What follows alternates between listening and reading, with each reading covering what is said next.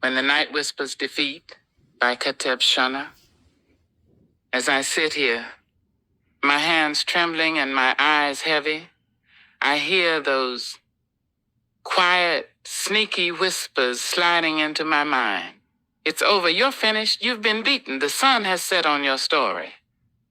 And for a moment, I almost believe them. My home feels broken, my accounts sit deep in red, and my calling as a writer crawls at a pace so slow, it makes me wonder if I misunderstood the path altogether. I feel lost, truly lost. There's a strange kind of weight pressing on me, the same weight I imagine Ayub carried when everything he loved was stripped from him. His health, his wealth, his family. He wasn't just dealing with heartbreak, he was standing face to face with the question that has haunted humanity since the beginning. Why do the faithful suffer? But here's the thing. Ayub's story isn't about punishment. It's about being tested in the fire, about the negative forces of the world betting against his soul, hoping to break his spirit, to prove his devotion was only tied to comfort. The Creator allowed that trial, not as cruelty, but as proof that faith can live even when blessings are gone. And that hits me differently right now because I feel like I'm standing in that very furnace, unsure if I walk out whole. I can't lie, this trial doesn't feel noble. It feels messy. It feels unfair.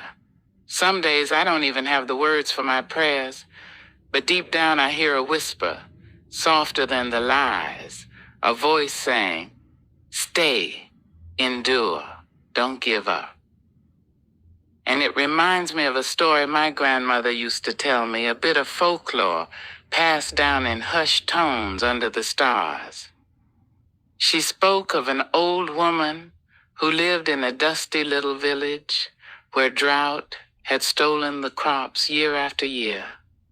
The people mocked her because every morning she carried a small clay jug down to the dry riverbed, filled it with nothing, and carried it home as though it were heavy with water. She's lost her mind, they laughed. She thinks she can drink air, but she never missed a day. One evening, when the whole village had grown weary of hope, she went again to that riverbed. Only this time, when she set her jug down, water flowed up from the earth so suddenly and so freely that the villagers had to scramble to catch it in pots and pans. Someone asked her, "Why did you keep going when the river was nothing but dust?" She smiled, her face lined with both pain and faith, and said, "Because the Creator doesn't dry up faith, only rivers." That story lives in me tonight. Maybe my accounts are empty. Maybe my words are crawling out too slow. Maybe my spirit feels battered. But perhaps this is just my empty jug season. Maybe I've been carrying something invisible, trusting that one day the flow will come again. Ayub's life shows me that suffering doesn't mean abandonment. Sometimes it's the stage where the Creator reveals that our faith isn't for sale. That even when stripped bare, we still belong to something greater. The test isn't about breaking me, it's about refining me. So yes, I'm trembling, yes, I'm weary, but I'm not done.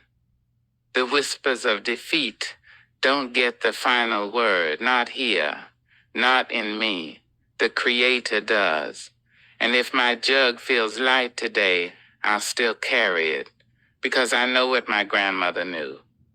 Faith has a way of turning dust back into rivers. Author's note. I wrote, when the night whispers defeat, in one of those moments where my own doubts felt louder than anything else. My hands trembled, my heart ached, and yet, somehow, I kept writing. Because even when it feels like the world is empty, the Creator has a way of whispering that we are not alone, that our faith, even when unseen, is still alive. This reflection is me reaching out to anyone who has felt small, lost, or beaten down by life. I want you to know that your trials are not punishments. They are invitations to discover your own strength, patience, and endurance.